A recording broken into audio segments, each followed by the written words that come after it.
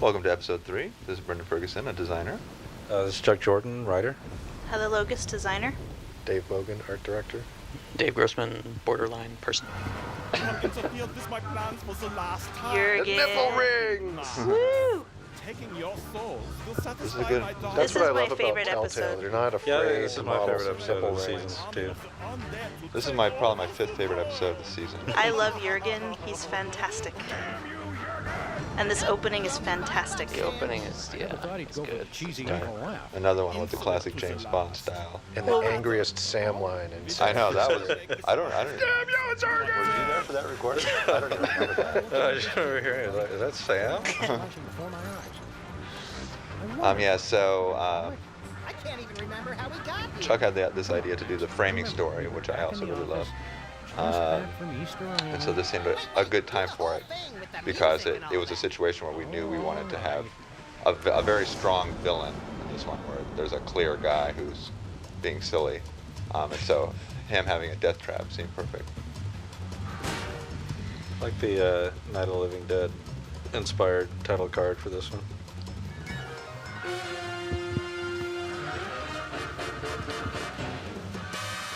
Right, so what we needed to do in this one was, we knew the overall story arc was that Jurgen would be the guy that is sucking souls. So we knew there was going to be a plan tying up the afterlife. And so we said, okay, the plan is going to be that somebody's sucking souls and then delivering them to somebody else to be crushed or processed. And so in this one, what we wanted to do was just give you this hint of this soul sucking business. And then so that it would push you to the next episode to see where are these souls going, what's happening to them. Here's the zombies. These zombies turned out really good. We wanted to do them so that they had like interchangeable body parts and things like that, so we could have basically one zombie but make a variety of them that all Mohawk look different. zombie, two-handed zombie. That's another one that I was ripping off from the comic books without realizing it, so it's now an homage to the comic books. Which The whole bit where Max is having a vision, religious vision, and he complains about the zombie making too much noise. It turns out that's directly taken from Ghost in the Cereal Aisle. And it's just been running around in my subconscious so long I'd forgotten. Oh, you can check out the little calendar in the background there. That's our nice little Hugh Quiz calendar series that changes throughout the episodes. Yeah. I remember we were talking about what should the theme of the calendar be this year, and at some point we had Supreme Court justices was an idea. In sexy poses. I mean, obviously, So artistically, that's great, but it didn't work out. this scene is gorgeous. Oh yeah, that's... With the rain and the light and the lightning and the flames. This is Could be. really fantastic. There's a gaggle of zombies. Politely lining up outside. Ooh, classy. One of our veteran artists here make the did most this scene. refined undead. This must be the place. I think when everyone saw the underwater scene, they really started to open up and try to get as much as they could into the environment. Super This is a Bowl. perfect example. Marco's rain added a lot to this scene too, actually. Marco's reign of terror. Rain of effects terror. Super Ball is one of my favorite characters in Sam and Max. When I heard that he There's was something acting about as him that's just charming. when I heard they are using him as a bouncer for this episode, I was like, okay, that's perfect. Yes, Yeah. in the brain from a freshly buried Where, He where likes there is doors. a door to be guarded. Super There Bowl. is Super Super Bowl Bowl. is there. Yes. And those are pretty fine doors. That is Even I would guard those doors. So what we really wanted here was a strong contrast between this spooky castle on the outside and this crazy rave on the inside. Right. Yeah, that seems to be something that we want to do a lot, which is to juxtapose. You start off thinking this is going to be one thing, and it turns out to be something else, but we always forget, of course, when we advertise this episode, we're going to say, oh, it's a rave inside, so there's really no surprise that when you go in there, this is what it's going to be. This environment is fantastic as well. This episode is just fantastic. And Jurgen is so funny. He kills me. I think Brian, Mai, and Kim each did some really nice environments in this one. Yeah. You got the rave scene here, and then the downstairs environment is really nice too. With the Yeah, skull, yeah. Everybody did top-notch work. monster table. This one is Kim, and Brian did the dungeon. Remember when Julian and Jared were sending the audition tapes for Jurgen and just cracking up at William Caston's read for it? This one, actually, I was on maternity leave during the actual production of this episode, but Jake Rodkin was sending me voice files from home while I was at home of this guy, because he was just so perfect. It was really hilarious. You should hear him on the outtakes. William Caston also does the voice of Max. And this is yet another really great character design by Dave Bogan. Actually, I think this one, I started off with this and I bounced it off Steve, and of course Steve Purcell polished it like he always does really nicely. I never knew vampires were so... The thumbs and the nipple rings are definitely a nice touch. That was a good. I can probably take credit for that one. Yeah. And the emo haircut. I sent Dave Bogan just tons and tons of files of haircuts for that one, like That's right. 80s like Flock of Seagulls guys. Yeah. Talk to me when you're ready. Yeah. Tonight, a very This episode just has all my favorite stuff in it, so I was extremely excited about it. Zombies and vampires and raves and And slowly all flapping mixed chicken. together. Yes. Slowly flapping chicken. Will go away? Mr. Featherly needs our I have to say, I really like, There he is now. I don't know, just from like story-driven puzzles, I just love the idea of rigging someone's intervention. In order to affect the entire flow of culture in another country. Yes. All I need to do This is gets get all the cliches in Jurgen one. to what is this one? Smoke a The cigarette? clove cigarette, the garlic Garlic cloves. clove cigarettes. There was a lot of conversation about the garlic clove cigarettes. Chuck and I really liked the garlic clove cigarettes. I think it took some convincing. I really like the whole intervention episode thing. It really, I don't know why, but I get flashbacks of like different strokes and shows like that. Drinking it all the time. Try to hammer the messages into you. Yeah. Family Ties and Blossom had, I think, the Blossom. I was really glad actually we got to do this way back when we made this episode, the TV episode 102. There were just so many TV show ideas we wanted to do, we just couldn't do them all. So I was glad we can take a blast from the past here and Forgetting something? get some more in. Well, there's neat things during the design session where a bunch of stuff seems to come together. It's like, you've got a German character. We know that cheesy TV is big in Germany. And we know that we love doing spinning newspaper headlines. We know that goths like clove cigarettes. Oh, yeah.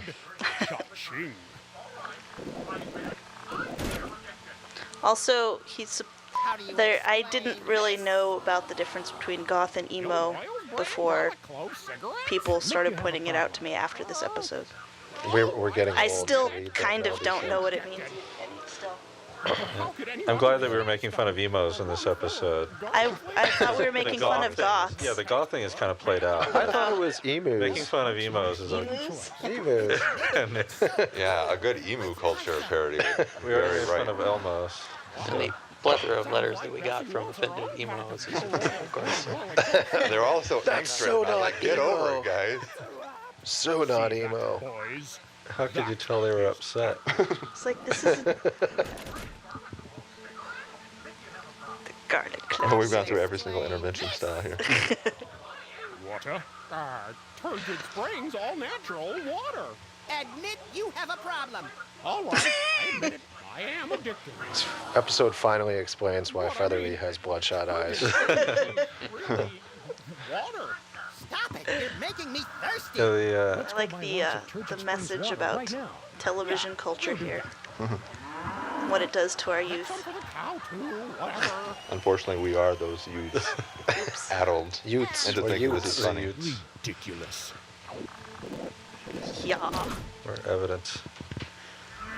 Oh, that is the very Oh, last so of this the stuff. Holy Water puzzle I think was actually recommended by Jake Rodkin's son, wasn't it? Joel. Joel Oh, sorry, Dreskin. Joel Dreskin's son. I'm sorry. Jake Rodkin has an emo son? Jake Rodkin has no children.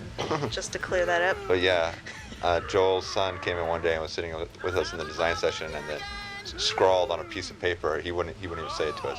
Just wrote down, "He drinks somebody's blood and makes him hyper." And we said, "Yes, gold, keys, success." Ben Dreskin. Ben. He's 9 years old, something Yeah, like that. Yeah. he's a lot better game designer. than we Genius are. game designer. Thank you very much. From whence you were spawned. What he said. Heard it. I should have disposed of you irritants long ago. Right, so this one was planned from the beginning to link back up to the opening scene. The music here cracks me up. Non-stop house party of evil. Yes. Epic battle of our I love that entire scene. career. Yeah, that was well done on your part, Dave. It was a challenge to come up with a visual way to actually represent that. Yeah, we talked about that for a while, about how making it clear, you pan over and see, oh, this is us watching what did happen.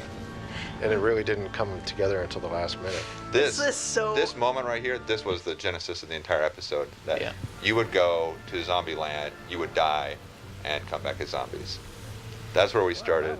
The entire episode was built And out of it, and that. it played in neatly to the opening with the flashback where Right. what you expect to happen Right, is exactly. you Is that come you back to that escape. moment. Right, and, that's oh, why here's- it now seems we so escape, perfect. but no, Because you don't. we've all seen that scene so many times where the laser's coming towards James Bond, and so we wanted to see one where this time actually he does die. Why are we You totally don't expect it to happen, hopefully. I thought you knew. Flint paper.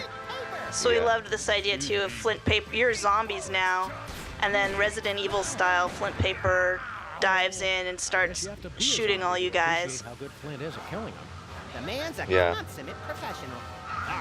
We did do there were a lot of kind of horror game references throughout this episode. Yeah, I do like Resident Evil. I always wanted to be the zombie in those games for some reason. Why I'm is the twisted. floor so sticky? There's I- not a check single out the possible answer to pacifier. that question that I like. That's pretty fantastic.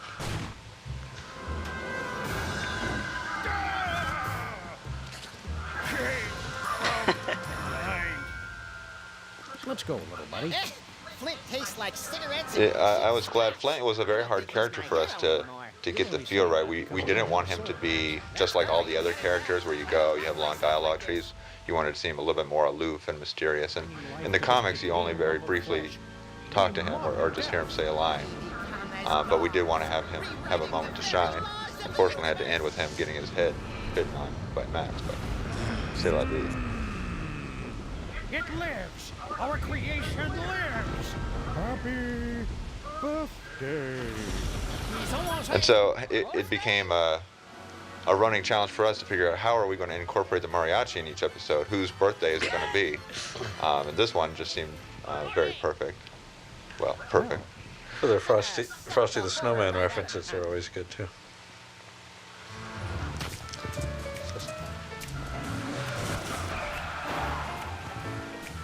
Oh, I just wanted to mention real quick because it comes up on the forums, or people want to know why we decided to put the zombie factory in Stuttgart. I think especially German people are curious about that, and it's really just that it was originally going to be in Berlin. When I was in Berlin when I was 18, there was a huge citywide rave going on, and but we decided Berlin was just too, I don't know, too typical or something. So we wanted something a little more There's always unusual. zombie movies in Berlin. Stuttgart just sounds funnier. Stuttgart than, is a than- great sounding name. I just always liked the name Stuttgart. So there's no real, very good significance behind that, other than that. Yeah, whatever. So I think I've narrowed it down to 2 guys. But I'm still not quite sure. You didn't meet any cool guys out there, did you? Thanks for coming. And I like how gentlemen. Sybil's You know, little it's relationship difficult troubles when you worked into travel, this having to episode. carry It's all Right, this right. stuff. Game thing. That was good fun. It didn't start out as a dating game exactly. The plan was that what we want to do is to drive a wedge in this whole relationship between Sybil and Lincoln that we were going to have now. Other suitors come up and Lincoln would be sobbing off in the wings somewhere. And then it seemed fitting that we would get the monster to be the perfect man since we have the ability. we essentially start with the idea, okay, we have a monster whose body parts we can change and fool around with. What are we going to do with that? What's going to be the puzzle? So the idea of creating the perfect man worked out well. I just wanted to get another late 70s, early 80s reference in there. So, the dating game. As anyone alive. Which question should I ask first? Bachelor number 1. The only thing I liked about my last boyfriend. I like how she reads her cards upside down. He always just knew She the knows right them thing so to say. well. What would you say to me in a romantic moment? Keep your hands away from that, you filthy, disgusting creature! What? I expected. This puzzle with better Harry from right you, here, where you have to get him to, I wasn't talking about when she asks Harry a question, and then you're supposed to threaten some knicknacks to Her get him to say anti-zombie talk something isn't making things that's any very better. inappropriate answer to the question. We definitely had some troubles with that one. We ended up making it pretty easy. I think if you threaten just about anything, he Yeah. freaks out. The look is so good. Yeah, just for the walk of shame.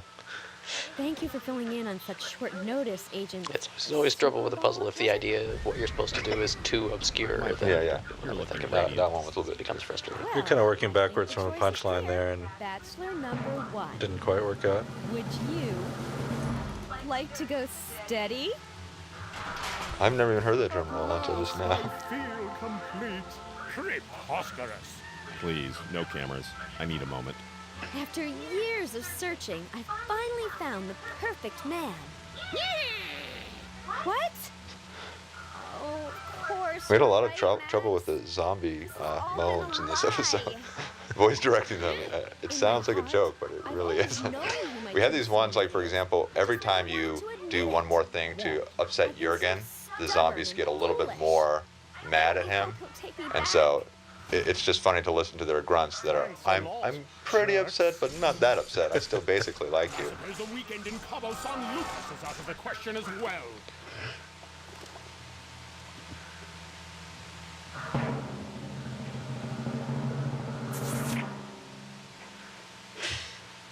It's a nice image. Figure out how that thing works, Sam? There must be a button. I think the zombie noises were like the Well, What gives? demon noises in 205, where we just had our own version that we kept saying over and over again during design meetings. Which? I wouldn't You come say to a that. zombie, he goes, nah. Hey, give my stuff back. But then they And then we didn't wasn't- imagine how many nuances of yeah we need to record. We had a really fun party at GDC that I wish you could have been to, where we got to dress up as zombies. That's Max and Sam. Just mentioning that because that was fun. So this one, right, so again, in this episode, we really wanted to drive home the whole souls being extracted from your body. And so I knew we wanted to do something here where there's some sort of mix-up with souls and bodies and something. And then we pushed to even have at the end your soul go into Monster's body, which may have been one step too far. But I like this part. I think the swapping of Sam and Max's satisfaction is another long-term goal for everybody. Yeah, Just seemed like a fun thing to do. Yeah. I always like stuff like that. It's again that kind of stuff where it's the same voice actors and the same models, but it just feels very interesting. So we had this like sort of Castlevania style boss battle thing planned for when you were still Sam and Max and fighting Jurgen, and wound up Hope you got going the away point. from that. Yeah, but unfortunately we could not pull that off. Better. But I cannot be defeated. I am the Prince of Darkness. He Right, and almost so willingly steps into that. It death seemed trap like he did, right didn't it? there. And so what we needed was now we see, oh, there's something that draws us now to the next episode where we see somebody's soul move on so that we can connect the next episode to this one.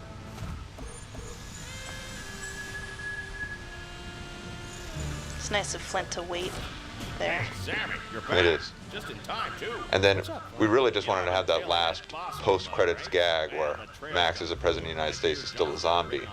And so for that reason, we just had him chasing his soul ball but never getting it. We'll help you. But that was not intended to be a plot element. And then they get their souls back at the end. Face of the earth. Dun dun dun. What was that you said about Bosco. Max being a zombie, the president? Yeah, that's the way I remember. Who was that Oh, there it is. spiky-haired fellow in the front row in the silhouettes there? I wonder.